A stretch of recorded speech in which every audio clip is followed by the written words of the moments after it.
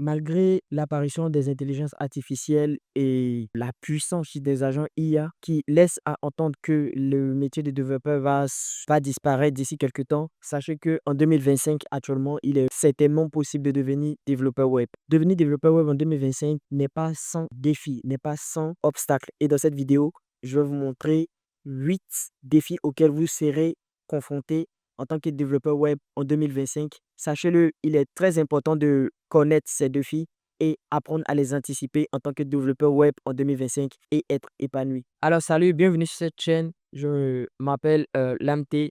Sur cette chaîne, tu vas avoir des vidéos concernant la programmation, le code et puis l'IA et toutes les informations qui peuvent t'aider à devenir le meilleur développeur web. Allez, on est parti.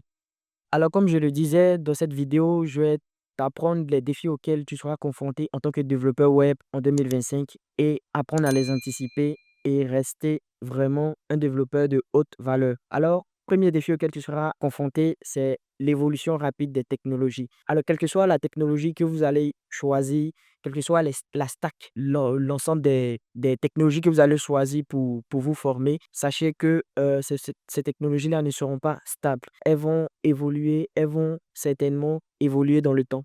Et il vous faudra être informé et vous former du coup par rapport à ces évolutions, car rien qu'une petite modification dans l'évolution d'une technologie peut changer la donne. Et vous, en tant que développeur web, vous devez rester vraiment constamment à l'afflux des informations concernant la stack, l'ensemble des technologies que vous avez choisi d'apprendre et de vous spécialiser là-dedans. C'est vraiment très important.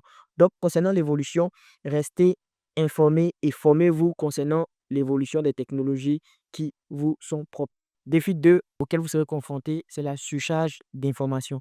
Quand vous décidez d'apprendre une certaine des technologies, sachez que vous allez tomber sur énormément de ressources qui va vous permettre de vous spécialiser justement et d'apprendre en profondeur. Évitez de vous éparpiller, choisissez-en certaines ressources qui vous correspondent. Si vous décidez par exemple de vous former à travers les bouquins ou bien les vidéos, choisissez juste un exemple, quelques youtubeurs à suivre avec lesquels vous allez apprendre beaucoup. Évitez de vous éparpiller parce que en vous éparpillant, vous allez perdre énormément de temps. Donc, faites très, très attention. Troisième défi auquel vous serez confronté, c'est justement la complexité des projets full stack.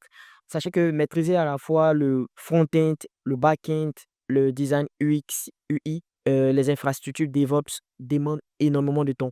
Donc, accordez-vous ce temps-là, histoire de bien maîtriser les choses.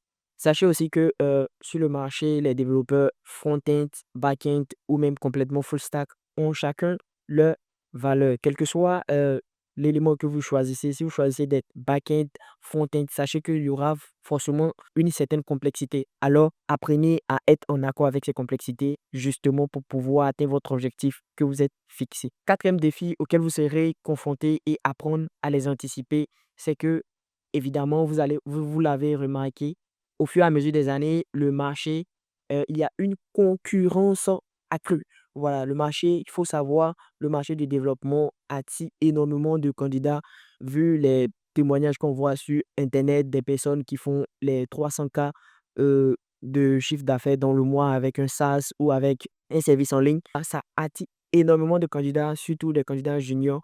Et vous, il vous faudra, face à cette concurrence accrue, avoir des projets concrets et vous spécialiser dans certains domaines pour vous démarquer. Et en faisant cela, vous allez justement vous démarquer de la concurrence et apprendre à mettre en valeur vos différentes compétences. Cinquième défi auquel vous serez confronté étant développeur web en 2025, c'est justement la gestion de temps et le burn-out. Sachez que pour devenir développeur en 2025, développeur web, il vous faudra du temps pour apprendre les technologies que vous avez choisies. Plus vous mettez de temps, plus vous devenez spécialiste, plus vous connaissez. Mais par une mauvaise gestion du temps et par une absorption, je dirais, pas très saine des informations et l'éparpillement aussi, il faut le dire, vous risquez d'arriver au burn-out. Alors, pour éviter cela, soyez très, très organisé avec un objectif clair et précis et travaillez en fonction de cet objectif. Avant de vous fixer cela même, je vous exhorte franchement à faire des recherches, à faire des études de marché sur justement ce qui va vous aider énormément pendant votre apprentissage ce qui va vous aider aussi dans la gestion de votre temps et éviter le burn-out. OK, j'espère que vous suivez. Sixième défi auquel vous serez confronté lors de votre apprentissage, c'est la sécurité des applications. Sachez que la protection des données et les vulnérabilités deviennent de plus en plus critiques vu la propagation des cyberattaques. Il vous faudra justement développer, apprendre les meilleures technologies, apprendre les meilleures techniques pour mieux sécuriser votre application ou votre site internet pour éviter les attaques comme les XSS et les SQL injection. Apprendre des meilleures techniques, les meilleures pratiques pour sécuriser votre application et votre site internet peut être un défi auquel vous pourrez être confronté en tant que développeur web en 2025. Septième défi auquel vous serez confronté justement, c'est le design esthétique et les fonctionnalités. Sachez qu'on n'est plus en 2022 où les sites, franchement, à l'époque étaient vraiment top, mais vu aujourd'hui à cette époque où on est, peut paraître vraiment claqué. Et il vous faudra faire preuve d'esthétique et de responsive. Tout simplement, en d'autres termes, comprendre que votre site internet ou votre application doit être vraiment responsive, joli à voir, vraiment designé.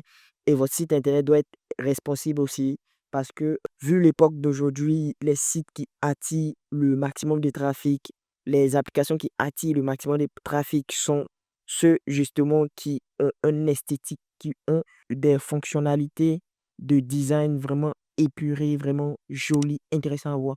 Donc, il vous faudra faire preuve de design. Et concernant les fonctionnalités, il vous faudra apprendre certainement les bonnes pratiques pour le SEO, bien référencer vos sites internet et aussi justement apprendre à booster les visites quotidiennes de vos applications que vous créez. Donc là est le septième défi auquel vous pouvez confronter en 2025. Huitième défi, vous l'aurez certainement peut-être pas deviné, c'est le syndrome de l'imposteur. Alors, c'est quoi le syndrome de l'imposteur? Le syndrome de l'imposteur, c'est tout simplement douter de ses capacités, avoir des connaissances, avoir des capacités et douter de cela, ne pas être capable de croire exactement qu'on peut y arriver, alors qu'en réalité, on peut réellement y arriver. Ce syndrome-là, il vous arrivera certainement pendant votre parcours, vu que vous êtes sur les réseaux sociaux et vous voyez les posts de d'autres développeurs, de d'autres concepteurs, vous arriverez certainement de vous poser la question, est-ce qu'avec les compétences que j'ai acquises, je suis vraiment légitime? Mais faites-vous confiance, voilà, c'est la première des choses, faites-vous confiance et soyez vraiment, vraiment très humble vis-à-vis de vos connaissances. Et surtout, être véridique envers vous-même.